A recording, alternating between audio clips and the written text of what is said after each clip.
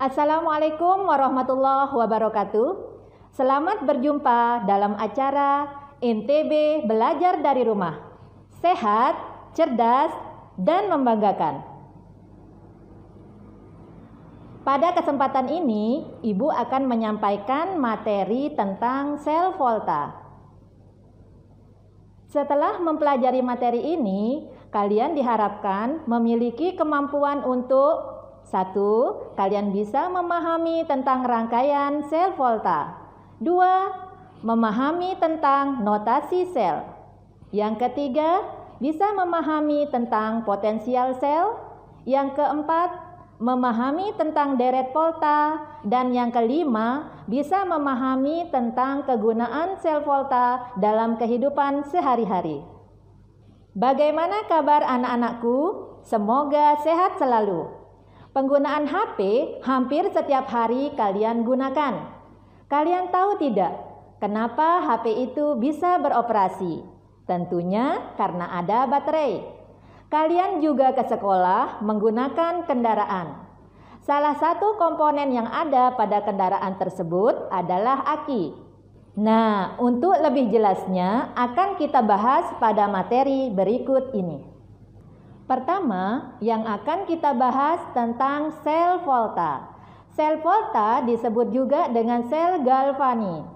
Sel volta adalah sel yang dapat mengubah energi kimia menjadi energi listrik melalui mekanisme reaksi oksidasi reduksi atau yang biasa kita sebut dengan reaksi redoks yang terjadi secara spontan. Adapun susunan sel volta atau sel Galvani, coba kalian perhatikan gambar berikut ini. Pada gambar terdapat logam Zn. Logam Zn dalam hal ini berperan sebagai anoda. Sedangkan logam tembaga atau Cu itu berperan sebagai katoda. Di antara kedua anoda dan katoda ini terdapat jembatan garam yang berfungsi untuk menetralkan ion-ion yang ada di dalam larutan. Pada kedua gelas ini terdapat larutan ion yaitu ZnNO3 2 kali dan CuNO3 2 kali. Kemudian pada gambar ini juga terdapat voltmeter yang dapat digunakan untuk mengukur tegangan. Pada sel volta tersebut terjadi reaksi oksidasi dan reaksi reduksi. Coba perhatikan persamaan reaksi berikut ini. Di sana, logam Zn mengalami oksidasi. Persamaan reaksinya, Zn menghasilkan Zn2+ plus 2 elektron. Sedangkan pada reaksi reduksi, persamaan reaksinya Cu2+ plus 2 elektron menghasilkan Cu. Pada sel volta, reaksi redoks terjadi sehingga terjadi pertukaran elektron secara langsung. Reaksi yang terjadi pada anoda dan katoda untuk lebih jelasnya dapat dilihat pada materi ini. Anak-anak, kalau tadi tentang susunan sel volta, sekarang tentang notasi sel volta. Notasi sel volta digunakan untuk menggambarkan rangkaian sel volta dan reaksi redoks yang berlangsung di dalamnya. Ada beberapa poin yang perlu diperhatikan dalam penulisan notasi sel volta. Yang pertama, notasi sel terdiri dari anoda dan katoda. Yang kedua, tanda 2 garis sejajar adalah jembatan garam untuk memisahkan fase yang berbeda. Yang ketiga, tanda 1 pagar adalah batas fase untuk memisahkan fase yang berbeda. Yang keempat, tanda koma itu biasanya digunakan untuk memisahkan spesi-spesi dalam fase yang sama. Yang kelima, elektroda anoda terletak paling kiri dan elektroda katoda paling kanan. Yang terakhir, untuk elektrolit inert itu tidak ditulis. Baik anak-anak, sekarang kalian perhatikan contoh penulisan notasi sel volta. Kalau tadi ada reaksi redoks, yaitu Zn plus Cu2 plus menghasilkan Cu plus Zn2 plus. Nah ini apabila kita tuliskan notasi sel voltanya, bisa kalian lihat di bawah ini. Selanjutnya, tentang potensial elektroda standar. Potensial sel yang dihasilkan oleh suatu elektroda dengan elektroda hidrogen disebut potensial elektroda itu dan dinyatakan dengan lambang E.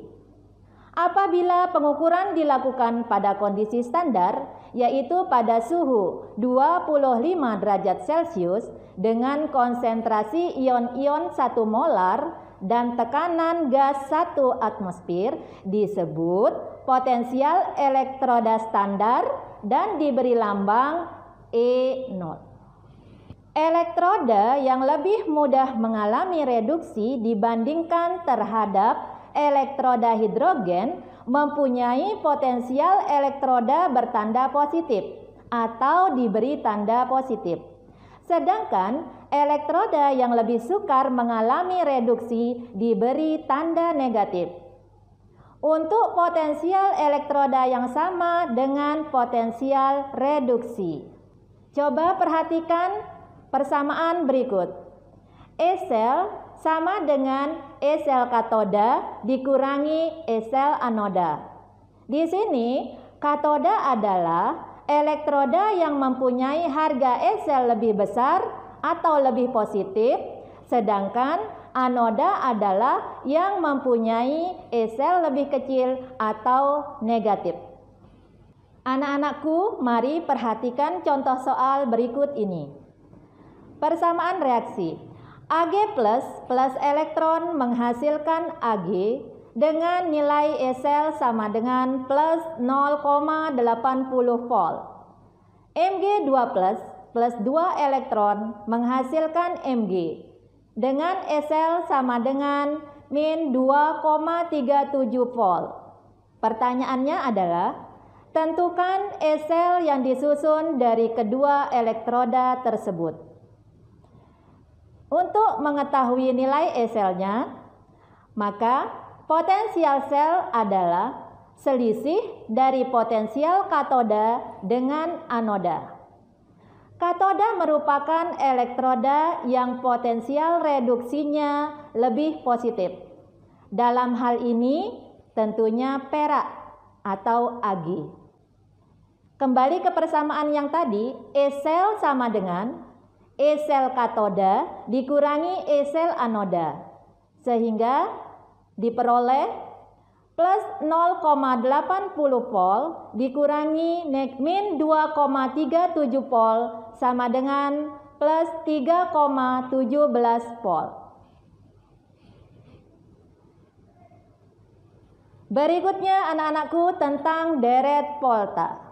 Deret volta adalah deret elektrokimia atau kereaktifan logam yang menunjukkan nilai potensial elektroda standar. Di sini ada beberapa unsur yang termasuk ke dalam deret volta. Lumayan banyak anak-anakku, sehingga perlu adanya yang namanya jembatan keledai. Coba kalian perhatikan kalimat di bawahnya. Di sana banyak logam yang tentunya agak sulit kita ingat, sehingga kalian bisa mengingat dengan rangkaian kalimat di bawah.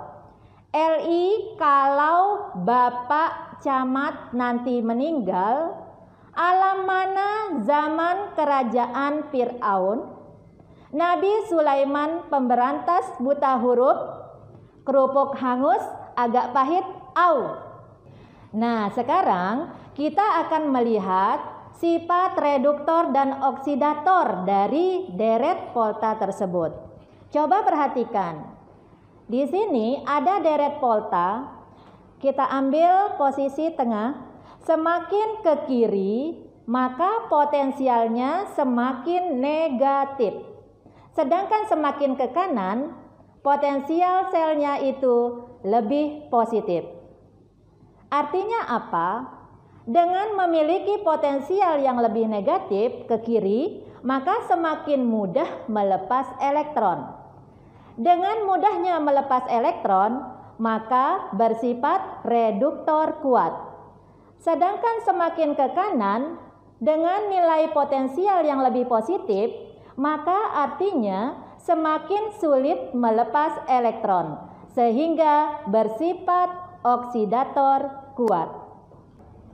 Seperti yang Ibu sampaikan di awal, bahwa contoh-contoh sel volta dalam kehidupan sehari-hari itu ada aki, ada baterai. Sel aki disebut juga sebagai sel penyimpan karena dapat berfungsi sebagai penyimpan listrik dan pada setiap saat dapat dikeluarkan. Anodanya terbuat dari logam timbal atau Pb dan katodanya terbuat dari logam timbal yang dilapisi PbO2. Perhatikan reaksi penggunaan pada aki. Pada anode terjadi reaksi antara Pb plus SO4 menghasilkan PbSO4 plus 2 elektron. Kemudian pada katoda terdapat reaksi PbO2 plus SO4 plus 4H plus 2 elektron menghasilkan PbSO4 plus 2H2O.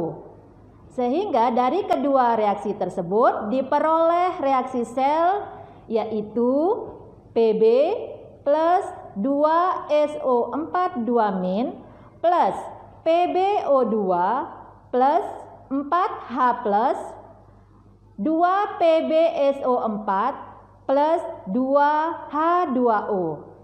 Untuk baterai atau sel kering itu merupakan salah satu sel volta juga, yaitu sel yang menghasilkan arus listrik.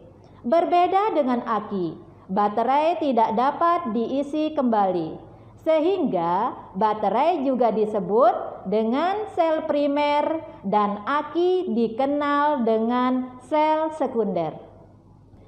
Akan tetapi anak-anakku, dengan berkembangnya teknologi, sekarang sudah ada baterai yang bisa diisi kembali dan aki yang tidak bisa diisi kembali. Untuk membahas hal tersebut akan disampaikan pada materi selanjutnya. Untuk menambah pemahaman kalian, maka silahkan mengerjakan latihan soal berikut ini.